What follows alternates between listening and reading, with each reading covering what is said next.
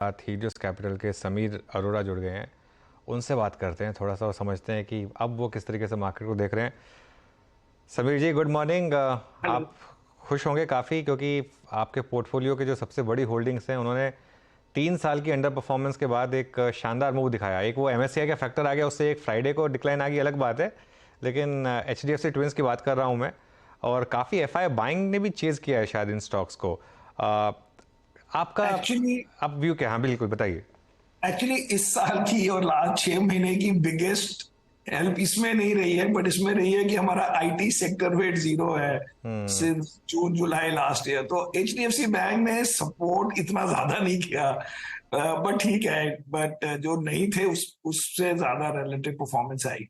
And ये Varun beverage वगैरह ने और ये जोमेटो और पेटीएम इन सब ने अच्छे रिटर्न दिए। वरुण बेवरेजेस जैसे स्टॉक, समीर जी क्या सोच के आपने पिक किया होगा? क्योंकि कल कौन सा स्टॉक? वरुण बेवरेजेस एक वरुण एक बेवरेज लाख करोड़ का, 1 लाख करोड़ का मार्केट कैप हो गया। 2019 से है जी। हाँ। 2019 से है, ऑलरेडी 5.5 टाइम्स हो गए हैं उसमें। अब यही स्टोरी होती है हमारी कि हम 20-25 स्टॉक लेते हैं विदाउट एग्जैक्टली नोइंग कि इसमें इतना एक्स्ट्रा क्या होगा। बिकॉज द पॉइंट इज वो कंपनीज को अपने आप डेवलप करना पड़ता है। कौन सोच सकता था 19 में या 20 में कि ये एक ड्रिंक आएगी स्टिंग, और वो स्टिंग बड़ी हिट हो जाएगी और इतनी बड़ी हिट होगी कि कोका कोला फिर कहेगा मैं चार्ज शुरू कर रहा हूं। Because these things the companies have to do. We only can say कि भाई ये 20-25 कंपनियों में आपने थोड़े थोड़े पैसे डाले and then you let them figure out how they will grow. हमें क्या पता बियॉन्ड अ पॉइंट कि 3 साल बाद कौन सी कंपनी क्या करेगी। बट पोर्टफोलियो में अगर आप थोड़े थोड़े कंट्रोल्ड बैठ ले, वो अपने आप कोई ना कोई रेशियो में चल जाती है। तो अच्छा, दैट ये इज हाउ ये इट ये इज। बात आपकी बिल्कुल सही है कि आईटी को आपने कंप्लीटली अवॉइड किया, और इवन जब वो एक रैली आ रही थी उसमें भी आपने कहा था कि टेम्पटेशन से बचेंगे। लेकिन अब क्या थोड़े माहौल बदलेंगे? क्योंकि एक तो अब फेड का पिवट के हम काफ़ी करीब हैं, ऐसा लग रहा है एटलीस्ट इन्फ्लेशन देखकर। और ओवरऑल इन्फोसिस के अलावा बाकी कंपनियों के नंबर्स एटलीस्ट ब्रॉडर मार्केट में इतने खराब नहीं रहे समीर, नहीं नहीं, आई आईटी एग्री। में। तो हम ये नहीं कह रहे अब कि वो जो है बड़ा अंडर परफॉर्म करेगा, जैसे लास्ट मतलब 8-9 महीने में 10-11% relative to index, IT index हुआ। लेकिन आउट परफॉर्म करने का अभी मुझे नहीं लगता कि इन्वायरमेंट बना है। पहली बात है कि हम इंडिया में देखते हैं कि जी नैस्डैक बढ़ा है कि नहीं बढ़ा। अगर नैस्डैक बढ़ा है तो इंडियन आईटी ले लें। ये बिल्कुल रॉन्ग कनेक्शन रहा है लास्ट 1 ईयर में। Actually in are global fund हमारे पास बहुत यूएस टेक है। बिकॉज अगर आप देखें US tech stocks are going up because वो कह रहे हैं कॉस्ट कट कर रहे हैं। अगर आप मेटा को देखें, वो कोई रेवेन्यू थोड़ा एक्स्ट्रा ग्रोथ हुई है, वो है कि जी मैं एम्प्लॉयज फायर कर रहे हैं। तो जब माइक्रोसॉफ्ट और गूगल जैसी कंपनी और अमेजोन कहें कि हम एम्प्लॉयज फायर कर रहे हैं, वो कॉस्ट कंट्रोल के लिए वो स्टॉक्स बढ़े हैं। हमारी कंपनियों को चाहिए कि आदमी रेवेन्यू ग्रोथ करे और एम्प्लॉयज की फायरिंग ना करने लग जाए। बिकॉज देन ओके सब में से कि दे विल ज्यादा बिजनेस इंडिया भेज देंगे, but in a big picture sense वो स्टेज अभी खत्म नहीं हुई। तो एक आध दो क्वार्टर और देख लेते हैं। अगर वो उन्होंने एक क्वार्टर में सपोज कहा कि हमारी पोजीशन ठीक है या सिचुएशन ठीक है, मे बी 3-4% एक्स्ट्रा बढ़ जाएगा मार्केट से on that day on that week, and then you can always go. तो आई एग्री विद यू कि हम इतना नेगेटिवली नहीं ले रहे, बट उसको भी लेने की जरूरत नहीं है। हमारे फाइनेंशियल्स में अभी काफी पैसे और बनाने का प्लान है हमारा। ठीक है। अच्छा, एक समीर जी, एक पिछले 1 महीने में जो लगातार एफआईआई बाइंग आई है, कि क्या आपका क्या व्यू इसको लेकर? क्या ये मोमेंटम चेजिंग ईटीएफ मनी लग रही है या फिर लॉन्ग ओनली फंड्स बाय कर रहे हैं इंडिया में? क्योंकि 1800 करोड़ पर पर डे की एवरेज से बाइंग हुई है पिछले 1 महीने में। सो फर्स्ट थिंग इज कि बिग पिक्चर में हर साल फॉरेनर्स बाय करते थे नॉर्मली। एंड अगर आप 22 और ईयर से मैंने डेटा देखा था, खाली 4 साल में नेगेटिव फ्लोज रहे उनके। सो इन जनरल तो उनको वैसे ही बाइंग करनी चाहिए थी और वो बाइंग होनी चाहिए।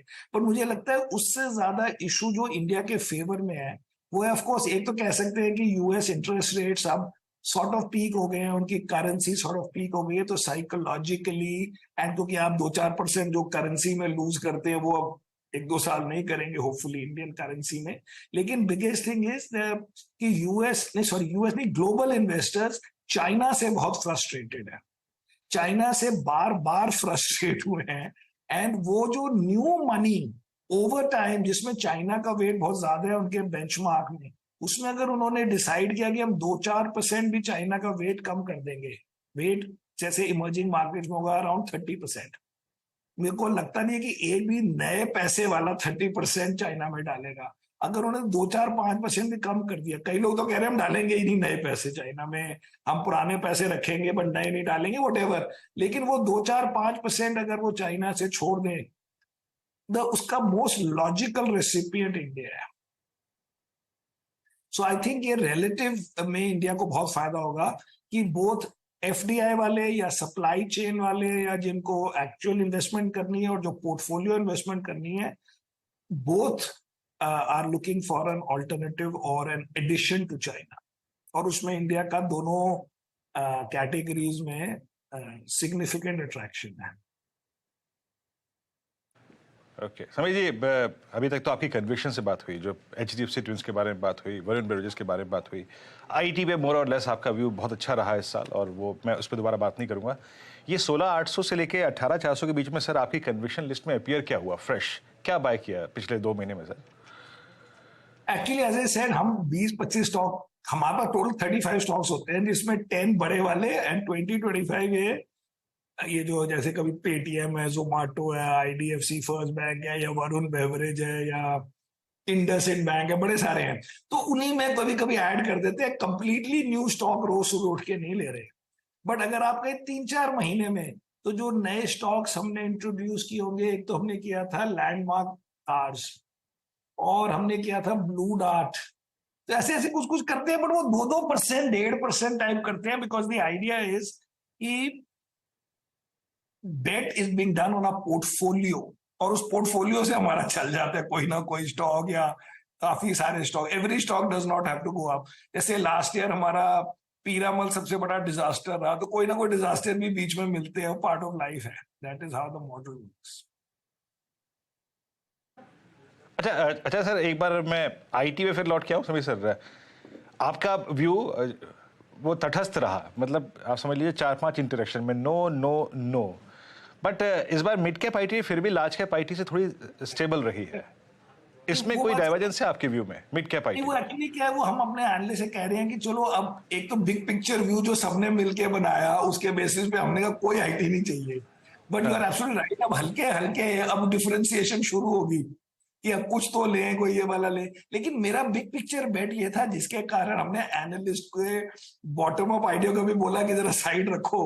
वो bottom up idea, sorry top down idea ये रहा कि आईटी सेक्टर आउट परफॉर्म बहुत ज्यादा नहीं कर सकता, अंडर परफॉर्म कम करे ज्यादा करे। अब इस लेवल से हो सकता है कि अब वो खत्म हो गया हो, लेकिन उसको आउट परफॉर्म करने के लिए macro story in the US को चेंज होना पड़ेगा। एक और बात है कि अभी ये बात भी हम, एक बात समझ आ गई जो मैंने टीवी में कई बार बोली, कि मैनेजमेंट से नहीं पूछेंगे कुछ भी, मैनेजमेंट को ना कुछ पता है, और वैसे भी वो बिल्कुल ट्रूथ बोलने के खिलाफ ही कह सकते हैं कि होते हैं हमारी कंपनियां। सो ये आपको मैक्रो करना पड़ेगा या नंबर दिखाने पड़ेंगे, लेकिन वो मुझे लगता नहीं कि यूएस में इतना ठीक हो गया है just because next interest rate hike नहीं होगा। क्योंकि आप जो भी कहें, एक तरफ से हम बार बार कहते हैं कि 40% जो हमारी इंडियन कंपनीज का रेवेन्यू है वो बीएफएसआई सेक्टर में आता है, और बीएफएसआई सेक्टर को आप वहां देख रहे हैं कि क्या हालत है। अब आप सोचिए कि इस एनवायरनमेंट में कोई उनका टेक्नोलॉजी सप्लायर जाके बोले जी मुझे गाइडेंस देनी है इंडिया में, मैं नेक्स्ट क्वार्टर की क्या एक्सपेक्टेशन करूं आपसे, किसी के पास टाइम होगा सब बातों का, व्हेन एवरी डे वो अपनी फायर फाइटिंग कर रहे हैं। तो ये बिग पिक्चर में गेम करना पड़ेगा, and so my bet is कि ये अगर कभी एक आध स्टॉक आउट परफॉर्म कर ले तो कर ले, but broadly speaking much easier to buy financials and consumer, जिसमें अभी बड़ी क्लियर ग्रोथ नजर आती है। कईयों की वैल्यूएशन कोई बहुत हाई नहीं है।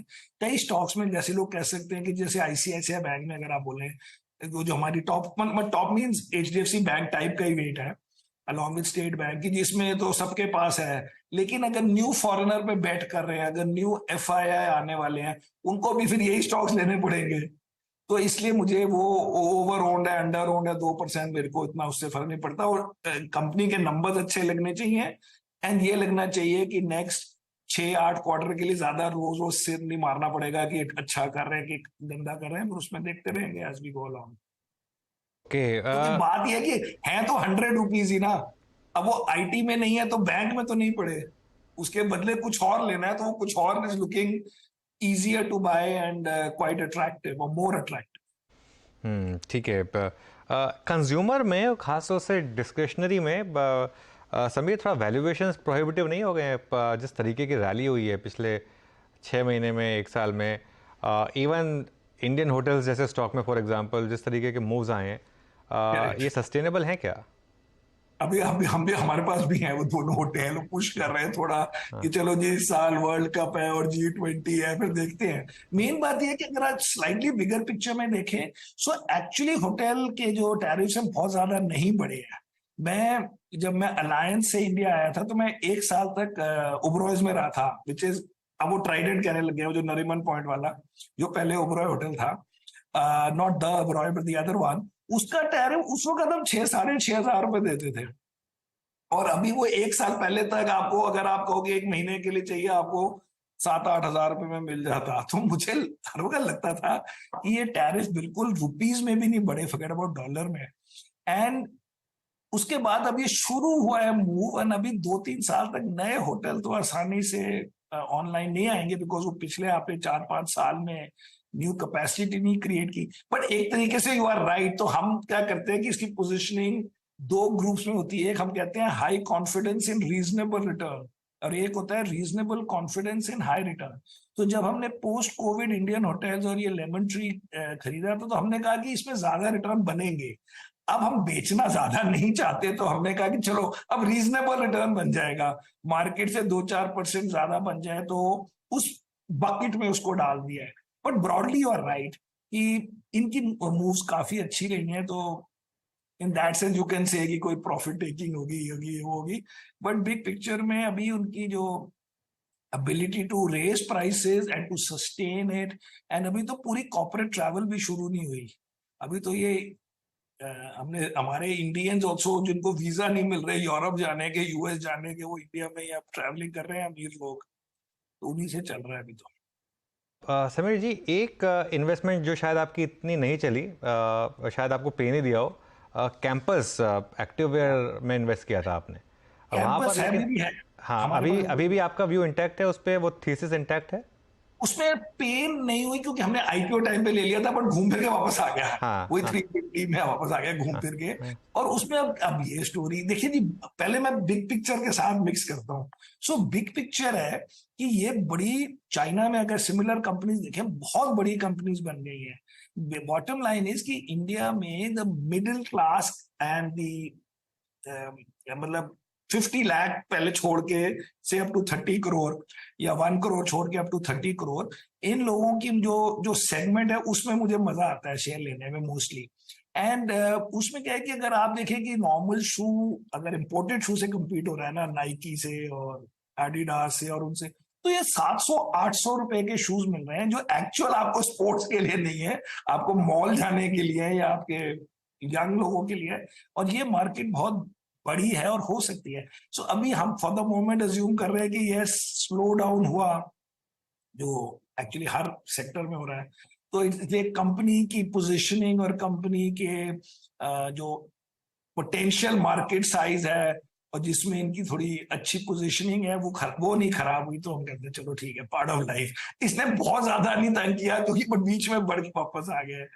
वी हैव टू हैंडल, तभी 30 स्टॉक्स की बेट का यही मतलब होता है कि it is like a relay race, जिसमें कुछ स्टॉक्स आर डूइंग वेल, कुछ stocks are recovering after doing well, and some stocks may be doing badly, but we think चलो भाई नेक्स्ट तेरा नंबर आएगा।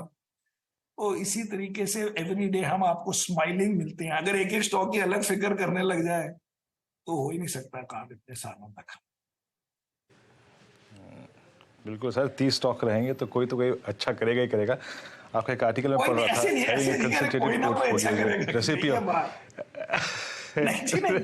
कोई से ज्यादा होने चाहिए, रेसिपी ऑफ डिजास्टर।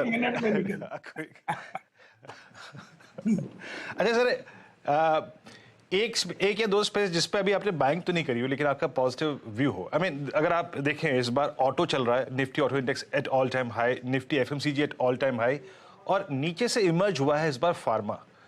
इस 3 बास्केट में कोई स्टॉक और जो नजर में आया हो या फिर पॉजिटिव व्यू हो जिस पर? नहीं, हम नहीं करेंगे जी। ऑटो तो हमने बिग पिक्चर में रिजेक्ट कर दिया कि auto sector is just too capital intensive.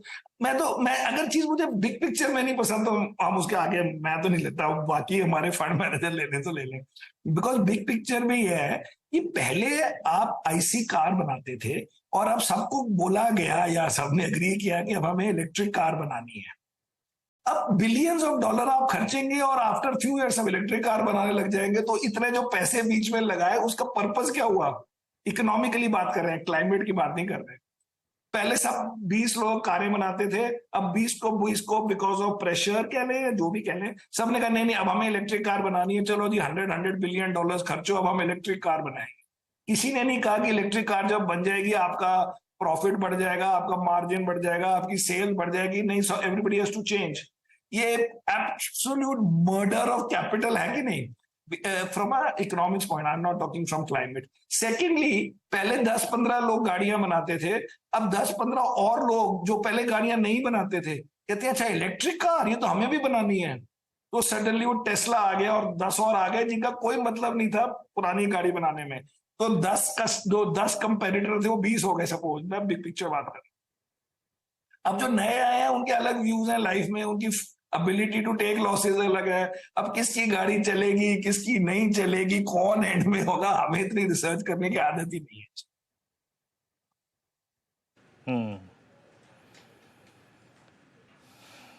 तो ऑटो कंप्लीटली आप देखें समीर सर की जो है ना वो लिस्ट में है ही नहीं। I mean by auto this passenger vehicles बहुत आई मीन पैसेंजर, बट वही है ना मोस्टली हैवी कमर्शियल। अच्छा सर ये हाँ एलएनटी के नंबर्स आए, आई मीन कुछ इफ्स एंड बट्स थे, स्टॉक डे लो पर है, बट मोर और लेस कैपिटल गुड्स ने बहुत अच्छा मूव दिया, चाहे वो एलएनटी हो, सिमेंस हो, एबीबी हो और कंस्ट्रक्शन इंफ्रास्ट्रक्चर कंपनी ने मिड कैप में भी continue to hold. I mean इसमें कोई कन्विक्शन में कमी अब आ रही हो आपके, या फिर आपको I mean not exactly with in your portfolio, लेकिन अगर हमारा भी कोई वियर होल्ड कर रहा है तो ये पैसा बना के देंगे अभी? तो जी अभी हमारे पास तो एक भी स्टॉक नहीं है इसमें, क्योंकि मैं इन चीजों में जो इंफ्रा और कंस्ट्रक्शन वगैरह में मुझे समझ आ गई कि मुझे लेना ही नहीं जिंदगी में। मैं हमेशा ऑर्डर से कंफ्यूज हो जाता था पहली कि ऑर्डर मिल गए हैं इनको, गवर्नमेंट से ऑर्डर मिल गए, किसी को रेलवे से ऑर्डर मिल गए। एलएनटी की बात नहीं कर रहा मैं, pure construction, pure EPC type companies की बात कर रहा हूँ जो रोड बना रहे हैं, ये बना रहे हैं, पाइप्स लगा रहे हैं फॉर वाटर एंड ऑल। उन सब में मुझे भरोसा मेरा खत्म हो गया, क्योंकि मुझे गवर्नमेंट एज अ कस्टमर नहीं चाहिए। बट एलएनटी हम सोचते थे कि इज अ सिंगल शॉट, मतलब आपने एक एलएनटी लिया, आपका infra, capital good, economic recovery सब कवर हो गया। लेकिन अभी तक हमारे पास है नहीं, फॉर्चुनेटली, एटलीस्ट आज के लिए फॉर्चुनेटली।